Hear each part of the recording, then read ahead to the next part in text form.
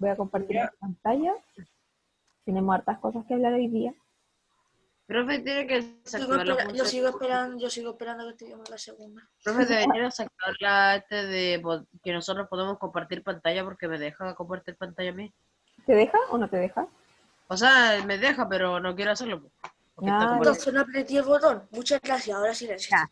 Ya, ahora sí, chiquillos. Bienvenidos a los que no han saludado al encuentro de hoy. Recordar las Hola. normas, como siempre. Felicitaciones a los que entraron a la hora. Recuerden respetar al compañero, a mí cuando hablemos, ¿ya? Silenciar el micrófono cuando otro esté tomando la palabra. Ser tolerantes frente a las opiniones de los demás. Participar activamente de cada encuentro, no se queden con las dudas. Aquí los que más participan de repente, el Ezequiel, el Víctor, el Vicente, que está a veces. Así que espero que los demás también se motiven porque también vienen unas pruebas, las pruebas finales. Así que para que pregunten y participen en las actividades que hay. El nombre del usuario, usar el nombre real. Tengo una Creo que pregunta, profe. veo a todos con el nombre. Ezequiel, dígame. Tengo una pregunta. ¿Las pruebas finales tienen que ver con todas las clases en vivo que han pasado? Sí, con todas las guías. O sea, que yo no he participado en todas y por, por la del internet y Ah, estoy pero participando. las puedes ver en el canal de YouTube. Si se te saltó Ah, el... ¿verdad? ¿Ya? Ahí están Eh, todas las clases. recuerden tener el material a disposición. Ayer se entregaron guías. Sí, La sí, la guía, tengo. ya, así que la guía que entregaron ayer es importante que la tengan ahora. No Ah, ¿la escribir vamos por a hacer chat, en clase? sí, vamos a revisarla ahora en clase. Y no escribir por chat a menos que se le indique y mantener comportamiento adecuado porque el reglamento interno sigue vigente. Como ustedes ya deben saber, la MIS le envió las notas de los proyectos, ¿ya? Recordar que hay algunos que todavía no entregan el proyecto, que son Amaya Flores, Alexis Flores, Polonia Labarca, Daniela Neira, Linny Tapia, Vicente Toro e Ignacio Urra, para que se pongan al día con el proyecto. En general, chiquillos, observaciones para próximas disertaciones y todo, el evitar leer mucho de la información que está ahí en la cartulina, cuando uno diserta, porque se pierde como el hilo para poder entender ahí lo que están diciendo. Ya solamente, muy bien, Ezequiel, solamente la cartulina es un apoyo, ¿ya? Se supone que yo hice un trabajo de investigación y debería dominar lo que sé. Lo otro, evitar como se dice, chamullar dentro de lo que es la disertación, ¿ya? Porque de repente me hablaban de algo que era, por ejemplo, el dios de la educación física y cosas así. En los Es grupos. imposible, eso no había. Así que cuidado ahí con la información que ustedes investigan, ¿ya? De Importante. seguro el tío de la educación física lo creó un niño que no sale a la calle. Así que cuidado ahí, chiquillos, investiguen bien las fuentes que ustedes tienen, ¿ya? Como consejo para los próximos trabajos. ¿Qué vamos a revisar hoy? Recordemos que estábamos viendo ya la Edad Media, el feudalismo, qué es el feudalismo, todo eso, y la guía 11, transformación en la Europa medieval, que es la que se entregó ayer. Y vamos a recordar entonces, esa es la guía 11. Ok. Dice, recordemos la sociedad estamental de la Edad Media. Y vamos a ver ahí la pirámide social y recordar qué son los estamentos, ¿ya? Son los grupos sociales que se establecen por sangre, no se podía pasar de uno a otro, ¿ya? O sea, por ejemplo, un campesino no podía ser rey, ¿ya? Eso es como que no había movilidad social en esa época, ¿ya? Entonces tenemos el rey en la cúspide de la pirámide, está la nobleza, el clero, recordemos que el clero, ¿a qué grupo pertenecía? Era casi ¿Dónde? como nobleza. Iglesia. A la iglesia, súper bien. Ya, de ahí viene como la palabra clérigo también. Los sacerdotes, todos ellos eran del clero, o sea, de la iglesia. Y por último tenemos los campesinos, ¿ya? En la base de la pirámide. Y nosotros Profe, dividíamos en los privilegiados y no privilegiados. Ezequiel, dígame. en la guía me tiene que aparecer esa pirámide. No, no. No, esto es otra cosa. Estamos Yo la recordando. estaba buscando acá y si no la encontraba. No, no, todavía no vamos a la guía. Vamos a ver Ok, materia primero para que puedan entender un poquito. ok. ¿Cuáles serían los privilegiados acá? Buenos días, profesora. Hola, Los, con los cleros, la nobleza y el ya, la nobleza, Sí, el clero, ¿quién más? el rey. Y el rey. Súper bien. Ahí tenemos los privilegiados. Y los no privilegiados, entonces, Estoy olvidando algo. ¿El faraón a qué tiempo llegó? el faraón de los egipcios, Ah, ya. ya, Perdón. edad antigua. Por eso que me confunden las cuestiones. No, ahora en Edad Media ya estamos viendo con el rey, ya nada que ver con faraón ni emperador, nada de eso, solo concentrémonos en el rey, ¿ya? Para que no nos confundamos. Entonces vamos a ver lo que es el feudalismo. ¿Y qué fue el feudalismo? Nosotros ahí, si ustedes ven en las imágenes, tenemos unos castillos también. Ahí está el rey que tiene la corona, otras personas, algunos que están arrodillados delante de este rey, y dice que el feudalismo fue un sistema de organización que se desarrolla durante la Edad Media, alcanzando sus formas más características entre los siglos, como tenemos ahí, el siglo X y el siglo XV. Acuérdense que la Edad Media llega del siglo V al XV, ¿ya? Pero en este caso el feudalismo se desarrolla entre el X y el XV. Y intervienen tres aspectos acá. Tenemos el aspecto social, que la sociedad está organizada en estratos, como nosotros vimos ahí, que estaba el rey, la nobleza, el clero y los campesinos. Y hay una relación entre siervo y señor, ¿ya? Que se llama el vasallaje. No sé si ustedes han visto de repente en películas donde hay una ceremonia y el rey toma la espada y empieza como a hacer todo un ritual ahí con la espada, se la pone en los hombros, todo eso tiene que ver con el vasallaje. Tenemos también el aspecto político, la ausencia de un poder central, y todo se va a concentrar en la figura del señor feudal. Y el aspecto territorial y económico tenemos que es agrario, se va a desarrollar como actividad económica la agricultura, y autárquico también, esta palabra importante que significa autoabastecimiento. ¿Por qué? Gracias al desarrollo de la agricultura, la gente va a poder producir sus propios alimentos, ¿ya? Y hay escaso avance tecnológico también en esa época. El feudalismo, entonces, ¿cómo aparece este feudalismo, este sistema de organización de la época? Ya, por tres factores. Primero, por la nueva oleada de invasiones. Siguen invadiendo ahí los pueblos bárbaros, lo que genera inseguridad. También hay pérdida del poder real, hay división del poder político. Ya no solamente está el de la figura del rey, sino que también está el señor feudal. Vamos a ver ahí características del señor feudal, quién era, todo. Y también una economía, como dijimos, de autoabastecimiento gracias a la agricultura, porque pueden producir sus propios alimentos. Hay grandes feudos, los feudos eran las tierras donde vivía el señor feudal, los campesinos tenían ahí todas sus plantaciones, todo eso, y hay un aislamiento comercial, lo que lleva a vivir en la ruralidad, es decir, en el campo. Características del feudalismo, entonces, nosotros dijimos, la base social y económica del feudalismo está en el campo. Importante eso, chiquillos, ¿ya? Aquí ya toma bastante importancia el campo, porque ¿qué actividad económica se puede desarrollar en el campo? La agricultura. La agricultura, ¿ya? Y acuérdense La que, plantación, comida, se pueden hacer bastantes cosas en el súper campo. bien, claro, la gente empieza a migrar, o sea, se empieza a desplazar de la ciudad al campo, porque como hay invasiones todavía, entonces sienten que es más seguro estar ahí. Los señores feudales, tenemos aquí como otra característica del feudalismo, fueron los soberanos absolutos de sus tierras. Las tierras eran lo que nosotros conocemos como feudo, por eso se llama esa época feudalismo, ¿ya? Las que fueran dadas por el rey en agradecimiento de sus servicios militares mediante un juramento de fidelidad. O sea que el rey le da a un noble una tierra para que la trabaje, tenga ahí sus campesinos que le ayuden y todo eso.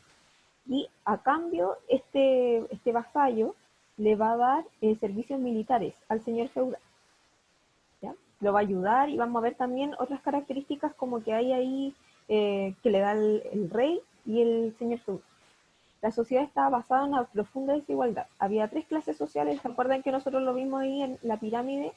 La nobleza, estaban los sacerdotes que constituían el clero, y el pueblo que se desempeñaba generalmente en el campo, eran los campesinos, y también tenemos los artesanos. Y desaparece la concepción del hombre ligado al Estado, ya que depende de lo que es el vasallaje, como nosotros decíamos, ya esta relación que tiene el rey con el señor feudal, y hay un intercambio ahí, que lo vamos a ver también. Ya, pero importante rescatar dentro de esto que toda la base social y económica estaba en el campo. Ese es el lugar central de donde se desarrolló el feudalismo. Otra palabra importante, los señores feudales, que eran los dueños del feudo, de la tierra que le iba a dar el rey en agradecimiento. Vamos a pasar a la siguiente entonces. Y tenemos el feudalismo y las características. Acá tenemos entonces la definición de feudo, base social y económica era la tierra del señor feudal, ¿ya? Eso es. El feudo es una tierra, un terreno, ¿ya? Y grande, obviamente, donde había un castillo, estaban, nosotros dijimos, los campos para poder cultivar, la aldea donde vivían los villanos, ya la villa, y tenemos también que podía ser esta tierra noble, ya de una persona que pertenece a la nobleza, o también eclesiástico, o sea, de la iglesia. Los sacerdotes también podían ser señores feudales en este caso, ya, pero los que tenían un grado más alto, los obispos, los arzobispos, los cardenales, todos ellos podían tener su feudo, su tierra. Y tenemos también que ocurre el vasallaje, que es el acto de unión entre el señor feudal y su vasallo. Siervos, entonces, van a trabajar en el feudo, o sea, en la tierra, a cambio de fidelidad y pago de renta. Y seguimos acá con el feudo. En el feudo que tenemos castillos y tierras, había unos lugares que se llamaban la reserva y el manso, y lo vamos a ver ahora. Actividades económicas que se podían desarrollar en este feudo, la agricultura, ya recordemos el trabajo en el campo, porque el elemento central del feudo era el campo, la ganadería, ¿ya? Y también la pesca. Por ejemplo, si había un río ahí, también se dedicaban a pescar, y bajos rendimientos tenían uso de técnicas rudimentarias, o sea, muy todavía escasas técnicas para lo que es la agricultura. Los feudos y los latifundios eran grandes extensiones de tierra que pertenecían ¿a quién? Al señor feudal. La base económica era la villa o el campo, que se dividía ahí en tierras cultivables. Estaba la tierra de reserva, que era solo del señor feudal. Importante esto, chiquillos, porque podamos hacer una actividad con esto. Así que importante que se acuerden de eso. Si lo pueden anotar por ahí, mucho mejor. La tierra de reserva entonces era solo del señor feudal. Los mansos eran territorios que pertenecían a los villanos. ¿Cómo ganaste, profe? Lo que está acá, donde dice tierra de reserva, todas las partes del feudo. Está la tierra de reserva que dijimos recién, que era del señor feudal. Los mansos, que eran de los villanos, ya lo podían trabajar la gente que eran los campesinos, y las tierras comunales, que eran de uso común, lo usaba el señor feudal y los campesinos, ya, y ahí podían aprovecharlo para cortar leña, por ejemplo, aprovechaban los pantanos, los bosques, todo eso. Yo después, cuando termine la clase, yo voy a ir al canal cuando suban esta clase y lo anotaré porque supongo que ahora tengo un lápiz muy a mano. Ok, pero que les quede clarito eso porque vamos a hacer una actividad para que puedan participar con lo que estamos viendo, ya. Tierra de reserva entonces del señor feudal, los mansos eran de los villanos, los campesinos, las tierras comunales de uso común, por eso se llama tierras comunales. El feudo como territorio, el feudo era agrícola como dijimos, ¿ya? Era también autárquica, o sea que había autoabastecimiento, porque se producen ahí sus propios alimentos, y también tenemos que esta práctica llevó a que se desarrollaran mercados locales en el interior de los pueblos, ¿ya? Porque ahí la gente intercambiaba sus productos con el nombre de villas. Este territorio se iba a llamar villa, donde intercambiaban sus productos, y de ahí viene el término villano. Si ustedes lo han escuchado de repente, no se refiere como al malvado, sino que a las personas que vivían en la villa. Y aquí tenemos un mapa del feudo, si ustedes se dan cuenta. El feudo, entonces, un terreno, ¿ya? Son las tierras del señor feudal. Todo esto, tenemos también un castillo, que está aquí donde vivía el señor feudal. Después tenemos la reserva señorial, que eran las tierras del señor feudal. La ocupaba solamente el señor feudal y la cultivaban los siervos. Ya él le ordenaba a algunas personas que le sembraran lo que necesitaban. Están los mansos, que eran las tierras que ocupaban los campesinos, ¿ya? Tenemos la aldea también, y las tierras comunales que están acá arriba, que eran las tierras que podían ocupar todos, ¿ya? Para el ganado, para cortar leña, todo eso que dijimos. Entonces ya se hacen una idea más o menos de cómo era el feudo. Recuerden que el feudo era un terreno, ya una tierra que pertenecía al señor feudal. El señor feudal el que mandaba aquí en este feudo. Y ahí está el río que cruza, que también se podían dedicar ellos a pescar en este río. Importante que tengan en cuenta todo eso. Seguimos entonces, adelante. Silenciemos el micrófono, chiquillos.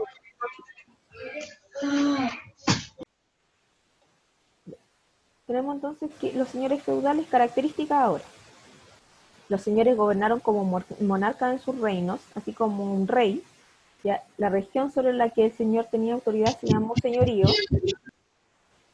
Y los poderes del señor feudal. Tenemos que el señor feudal tenía poder económico, o sea, que él podía cobrar por el uso de los hornos, de la herrería, podía cobrar peaje, ¿ya? O sea, para pasar de un lado a otro. También cobraba por el derecho a la casa en algunos casos, tenía poder sobre su familia, tenía poder judicial, o sea, podía ejercer la justicia también, dictar órdenes, leyes dentro de su feudo, y tenía poder militar, o sea que tenía derecho de guerra y podía exigir también servicio militar a sus vasallos.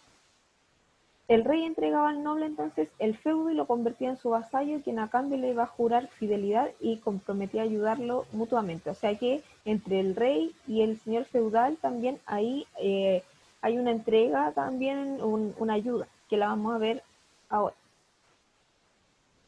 Ya. Tenemos las relaciones feudales, está el contrato de vasallaje. ¿Y qué pasaba aquí? Que mediante este acto se establecía una estrecha relación entre el señor feudal y sus vasallos, naciendo los derechos y los deberes. Aquí lo pueden ver igual. Tenemos el vínculo entre el señor y el vasallo que se llama el vasallaje. Según esta relación, el vasallo está obligado a servir y proteger al señor feudal. Los deberes del vasallo tenemos que ayudar militar y económicamente a su señor y ayudar a su señor en la administración de la justicia. ¿Ya? Y los deberes del señor feudal, proteger al vasallo y entregar el feudo, o sea, para que pueda cultivar la tierra, trabajarla. Entonces ahí tenemos, acá está el señor feudal, el que está aquí, lo vamos a marcar.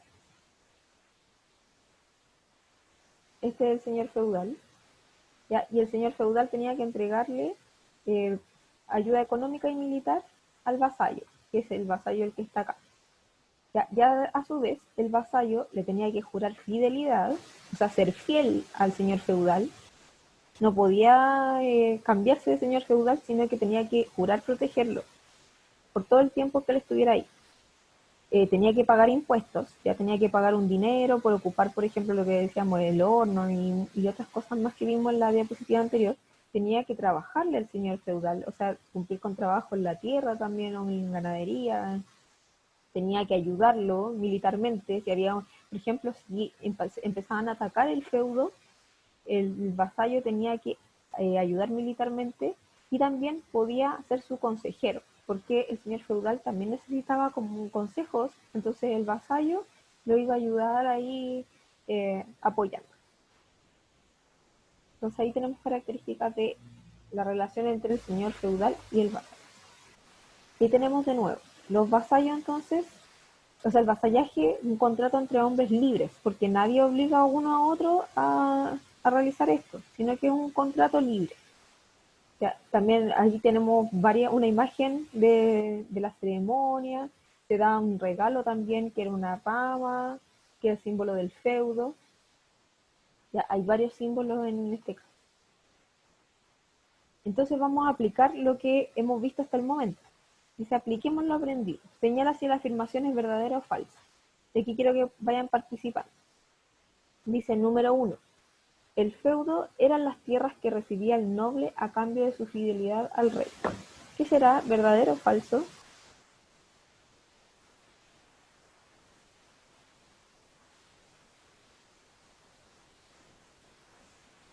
¿Verdadero? Vamos a ver. Sí, verdadero. Entonces acuérdense que el feudo siempre son las tierras que se van a entregar al noble a cambio de El micrófono. Después, en la 2. En cada feudo habían varios castillos y aldeas. ¿Será cierto o no eso? En cada feudo, o sea, en las tierras, en la tierra esa, habían varios castillos. No, no creo. No, ¿cierto? No, Vamos a no. ver entonces, no. Era muy pequeño para que hubiera muchos castillos. Y además, porque, claro, ¿cuántos señores feudales habían? ¿Uno o varios? Eran como uno por Era uno. uno por feudo. Entonces no podían haber muchos señores feudales, muchos que mandaran ahí ese feudo. Por lo tanto, Porque esa es falsa. Después la 3. En los bosques del feudo, los campesinos podían cazar y cortar leña libremente. creo que sí. ¿Verdadero o falso? Vamos a ver. Verdadero. ¿ya? Porque era de uso común. Ahí podían cortar la leña, podían cazar animales y no había problema. Creo que también tenían que pagar impuestos por el uso del horno y todo eso. Claro, ahí sí tenían que pagar. Pero en este caso si cazaban y cortaban leña no porque eran en las tierras de uso común. Después, en la 4, el uso del molino era gratuito para los habitantes del feudo. No, no, Ya, no, no creo. será, ya. Ahí que tenían que pagar entonces, Eh, ah, tenían que pagar el impuesto. tenían que pagar impuestos por usar el molino, ya, para moler el trigo, tenían que pagar impuestos para usar el horno, como había dicho el Ezequiel, ya. Así que, después la 5, la parte que cultivaba el señor feudal se llamaba manso. Sí, ¿Verdadero o falso? creo que sí, es verdadero. Ya me dices que es verdadero. Una persona, Vamos, una vamos persona. a ver. Falso.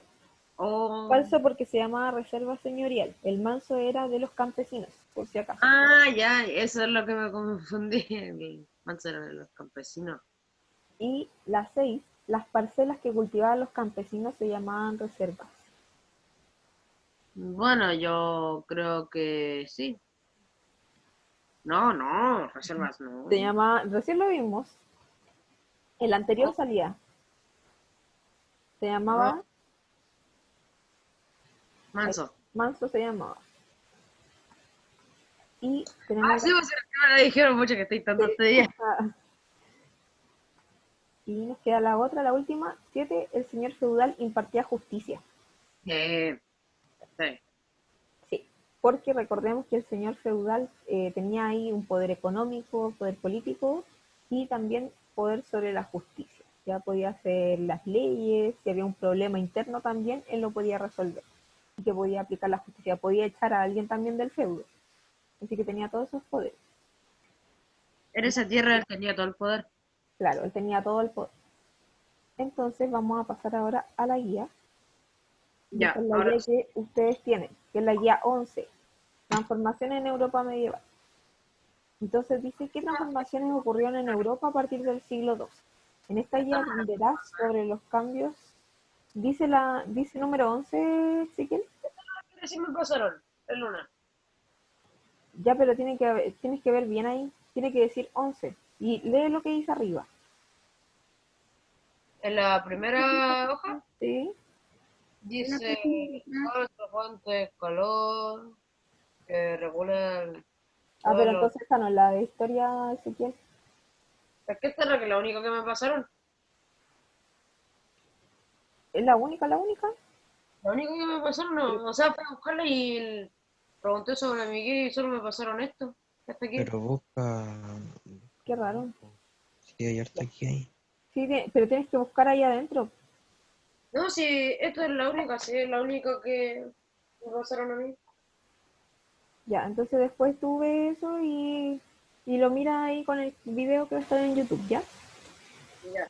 Entonces tenemos las transformaciones que ocurrieron. En esta guía aprenderás sobre los cambios que se vivieron en Europa durante los últimos siglos.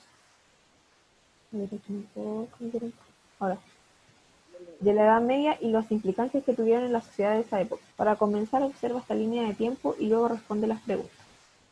O sea, entonces tenemos ahí una línea de tiempo, si ustedes se dan cuenta, y dice los siglos. Aparece el siglo quinto, sexto, séptimo, octavo, noveno, décimo, 11, 12, 13, 14 y 15. Esta es la edad antigua, ya para que nos fijemos acá. Y después viene la edad media. Y la edad media, si se dan cuenta, está dividida en alta edad media y baja edad media y después llega la edad moderna. Importante aquí que marquen desde dónde comienza la edad media. Del siglo quinto, si tienen ahí su guía, lo marcan ahí con un lápiz, al siglo XV. Todo eso es la edad media, por si acaso, para que no se le olvide. Después salen unas preguntas ahí para que respondan. Eso es de respuesta libre, ¿ya?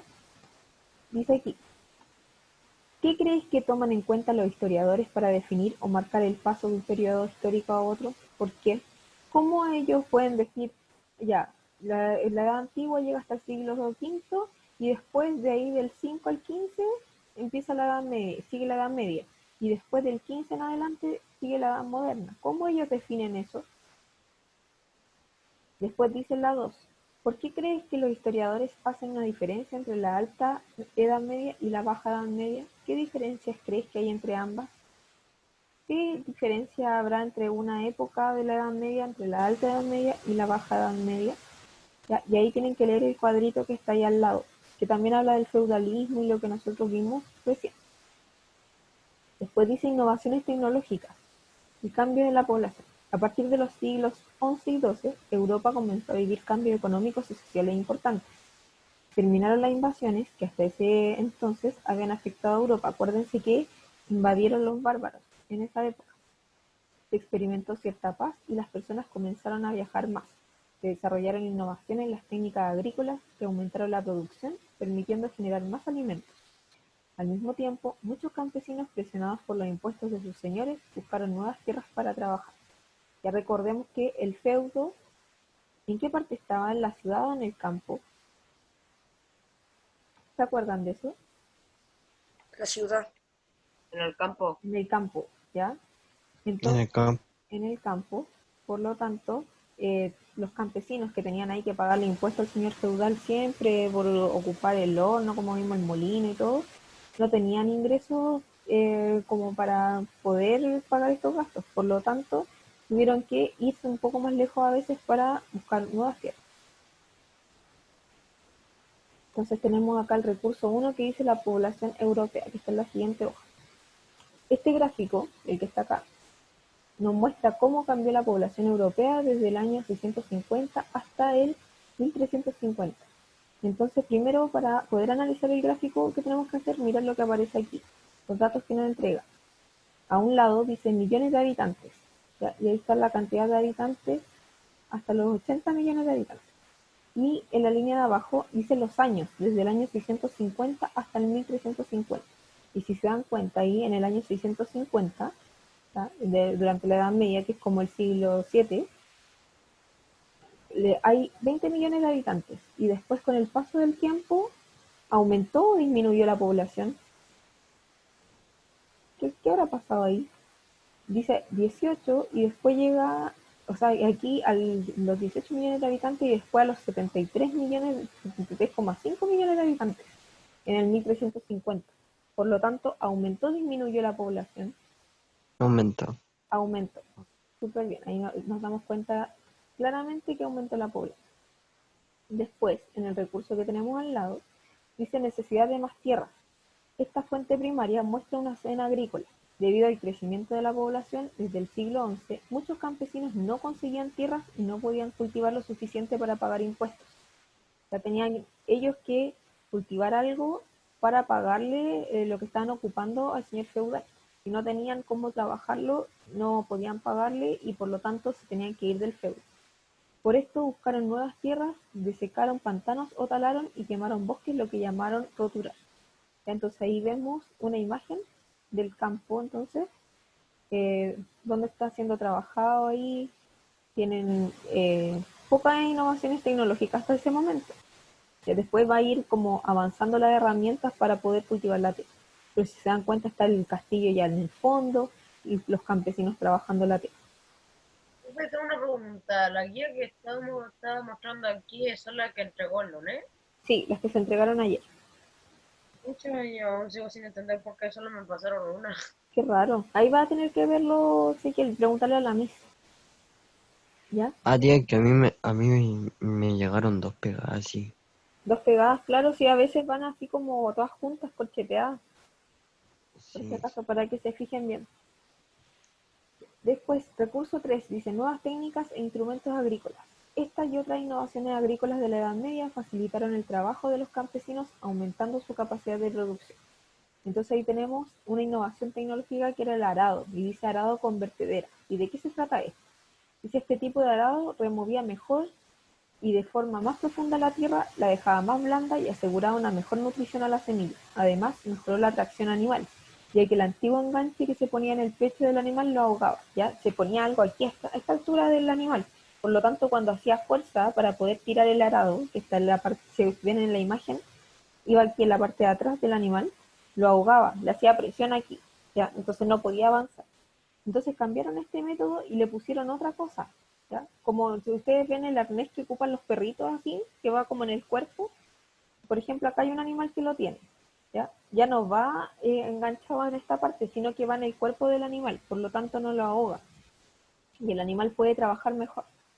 Entonces, el nuevo enganche disminuyó el esfuerzo animal, por lo que mejoró su potencia. Con este tipo de arado se pudo utilizar el caballo como animal de tracción, porque antes usaban los bueyes también para el arado, y ahora van a ocupar los caballos. Esta fuente primaria es un extracto de un tapiz del siglo XI.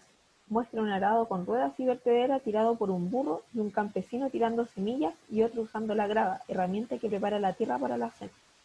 Entonces ahí tenemos, está el burro, ¿ya? En esta parte, está el burro aquí, no puedo ocupar el lápiz, ahora sí. El burro está acá, está su enganche en el cuerpo y está el campesino ahí que tira las semillas también. Acá está el campesino que tira las semillas, para que nos demos cuenta cómo analizar el dibujo. Chiquillos, nos quedan 5 minutos, nos queda poquito también para ver de la guía, así que vamos a salir y vamos a volver a entrar, ¿ya? Vuelvan para la última parte, y está.